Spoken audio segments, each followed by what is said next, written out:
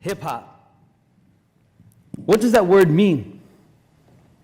I mean, it could be a genre of music or a multi-billion-dollar pop culture industry.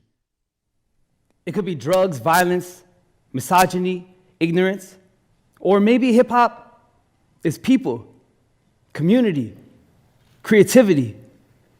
Maybe hip-hop is street wisdom. Is hip-hop black culture? Is it youth culture? Is hip-hop dead?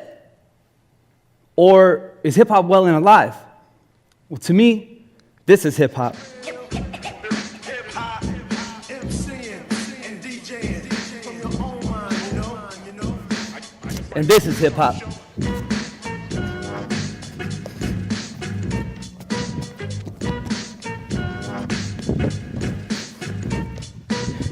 And this is hip-hop.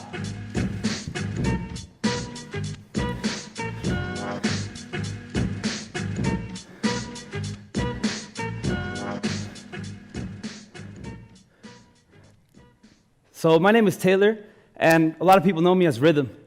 This is my crew, Swift Characters.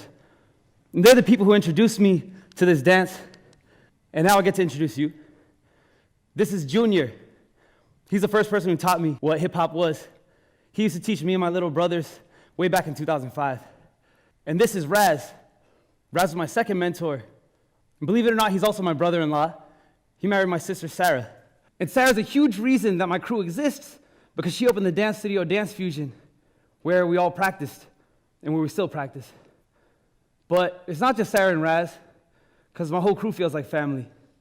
Just something about practicing together in a circle, getting together and being ourselves, it really brought us close. And my crew taught me what hip-hop was, because my crew's bond is hip-hop, present tense. But where does hip-hop come from in the first place?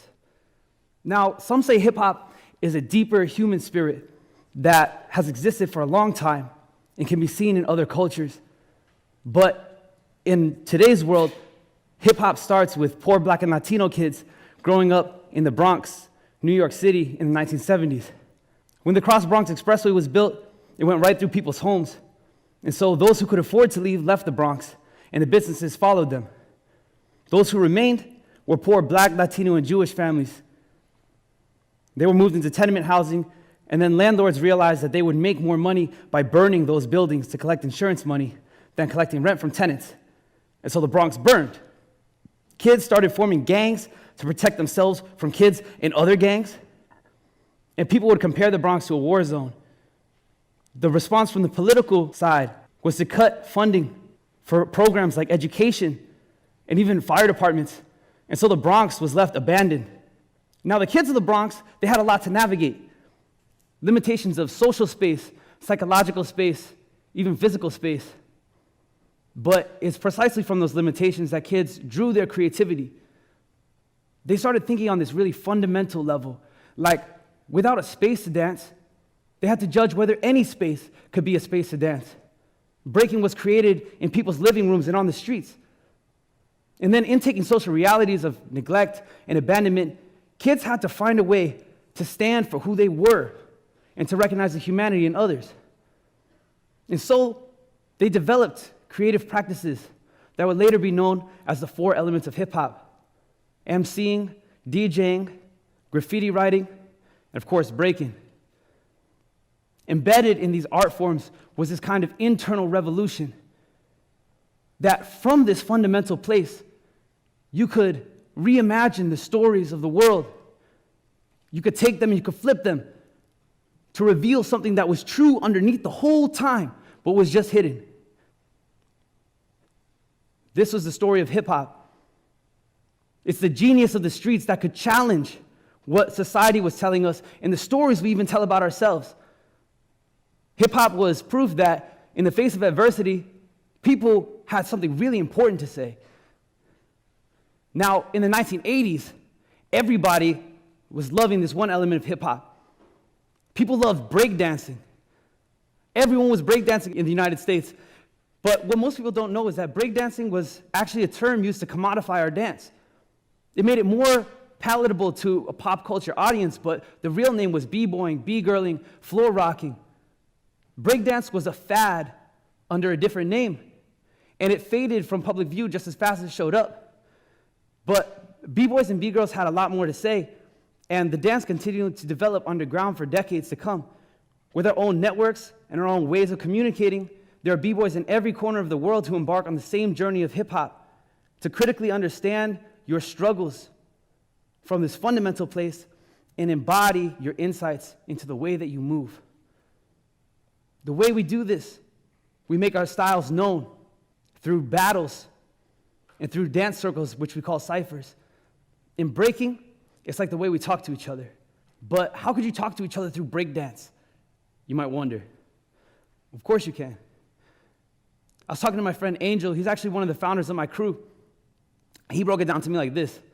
He was saying, yo, Taylor, do you know those moments when you're in a battle or you're in a circle, right? And there's a B-boy in the middle of the floor, and he just does some move. Not like a big, flashy move, just some little move. But for some reason, it's the way he does it. You can't help but go, ooh. Did you notice, if you look around the room, there are other people also going, ooh, at the same moment? What does that mean? That means we all just felt the same thing. I bet you even the B-boy on the floor doing the move was feeling the reason why we all had to go, ooh, right? So it's a language. We all can understand the same thing. So what does that ooh moment mean? Where does it come from? Why is it significant to us? Well, I think the first thing to realize is that dance is a kind of body language. It's a way that when I move, the same way you could read my expression, you could see if I'm happy or sad, or if I'm thoughtful. You could relate to my expression. You can empathize with it. That's basically what's happening. When we get in the circle, we can empathize with the person in the middle. We can feel what they're feeling. And now each of us brings a different perspective to the dance. Like, we all have our own style. And for me, when I dance, when I'm flowing, my moves echo patterns from my mom's cooking and the way my dad would play guitar and how me and my brothers would argue and just all the love that I felt from home. It's my style. It's my flavor. And it's what I bring to the floor through my dance. So I bring my life to my dance, but I also bring my dance into my life. Dancing can be a way of meditating. It can be a way of taking your thoughts and experiences, and by moving, you integrate yourself with them. You become closer to them, and you have this quality of understanding that helps you navigate through life. Whether it's music, or it's cooking, or the way we relate to each other, who knows, maybe even in big political decisions like building a highway through people's homes. We need to come from this fundamental place and this fundamental love in all the things that we create with each other. So it does go beyond hip-hop. But there still is something special here. I mean, how often do we really get in a dance circle and just do our thing and see where that goes? To us B-boys and B-girls, it's political, it's social, and it's spiritual.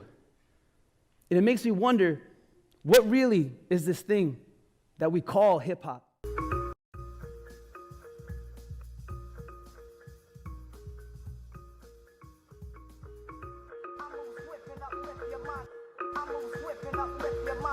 I move swift and uplift your mind. I move swift and